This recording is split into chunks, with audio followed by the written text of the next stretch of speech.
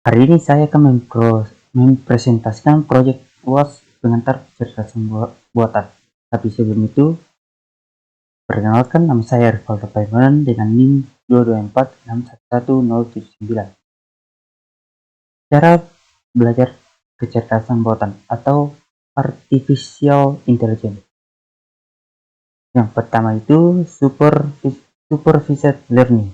Supervised learning ini adalah metode pembelajaran AI yang menggunakan data berlabel, artinya setiap data sudah memiliki jawaban atau target yang benar. Metode belajar dengan membandingkan hasil prediksi dengan jawaban yang sebenarnya. Cara kerjanya itu, yang pertama data latih diberikan beserta label.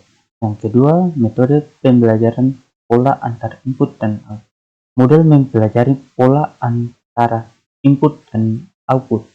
Yang ketiga, model digunakan untuk memprediksi data baru.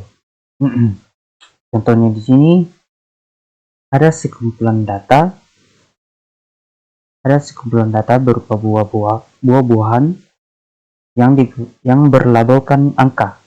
Kemudian di sini ia akan mengubah data yang ada di sini menjadi fitur numerik berdasarkan ciri-cirinya seperti warna, bentuk, atau ukurannya. Kemudian data tadi masuk ke algoritma dan algoritmanya akan belajar dari data tersebut dan membentuk model. Kemudian setelah modelnya terbentuk, dia akan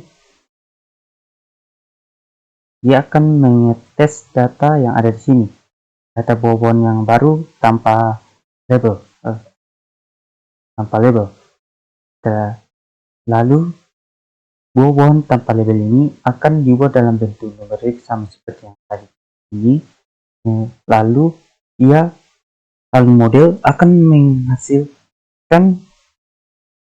mengujinya, kemudian menghasilkan buah-buahan dengan label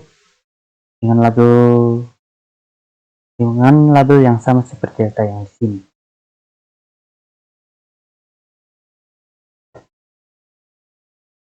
Implementasinya di dunia nyata, yang pertama mendeteksi spam pada email, yang kedua pengenalan wajah dan sidik jari, yang ketiga prediksi harga rumah, yang keempat klasifikasi penyakit dalam bidang kesehatan.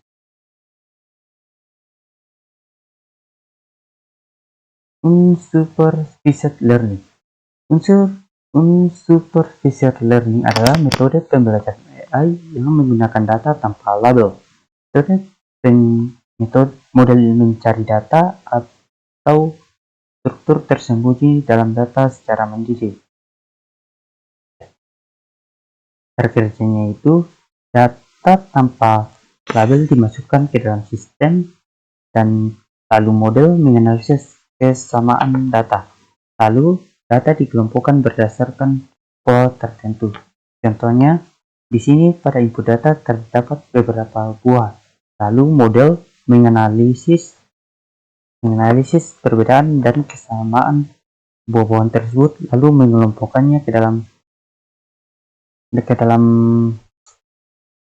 cluster atau grup yang sama dan menghasilkan beberapa kelompok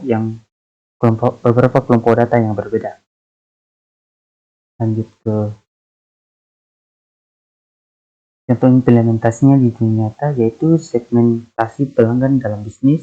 Yang kedua, analisis pola pembelian. Yang ketiga, pengelompokan gambar atau dokumen. Yang ketiga, deteksi anomali seperti penipuan transaksi. Reinforcement learning. Reinforcement learning adalah metode pembelajaran AI di mana agen belajar melalui interaksi dengan lingkungan menggunakan sistem reward atau hadiah dan punishment atau hukuman. Cara kerjanya itu, agen melakukan suatu aksi, lalu lingkungan memberikan reward atau penalti, dan agen memperbaiki strategi agar reward maksimal. Contohnya di sini, di dalam rumah terdapat kucing, dan rumah ini berperan sebagai environment, kucing berperan sebagai agent, dan pada state terdapat terdiri dari duduk dan berjalan. Jika kucing melakukan aksi berupa berjalan, maka ia akan mendapatkan reward berupa ikan. Contoh implementasinya di dunia nyata yaitu AI pada game seperti catur atau game online, robot yang berjalan secara otomatis. Yang ketiga, sistem navigasi kendaraan otonom. Yang keempat, kontrol lalu lintas pintar. Metrik performa metode pembelajaran AI. Metrik supervised learning. Yang pertama, akurasi. Mengukur seberapa banyak prediksi yang benar dari seluruh data. Yang kedua, precision. Mengukur kecepatan prediksi positif. Yang ketiga, recall. Mengukur kemampuan model menemukan semua data positif. Metrik unsupervised learning. Yang pertama, silhouette score. Mengukur kualitas pengelompokan data, yaitu seberapa mirip data dalam satu cluster dibandingkan dengan cluster lain. Yang kedua, Davies-Bowling Index. Mengukur jarak antara cluster, semakin kecil nilainya maka hasil clusteringnya semakin baik. Metrik reinforcement learning. Yang pertama, cumulative reward, yaitu total reward yang diperoleh agent selama proses pembelajaran, yang mana fungsinya menunjukkan seberapa baik agen belajar secara keseluruhan. Yang kedua, average reward, rata-rata reward yang diperoleh per episode yang digunakan untuk melihat kestabilan performa agen. Sekian dari presentasi proyek UAS saya. Jika ada yang salah, mohon maaf. Terima kasih.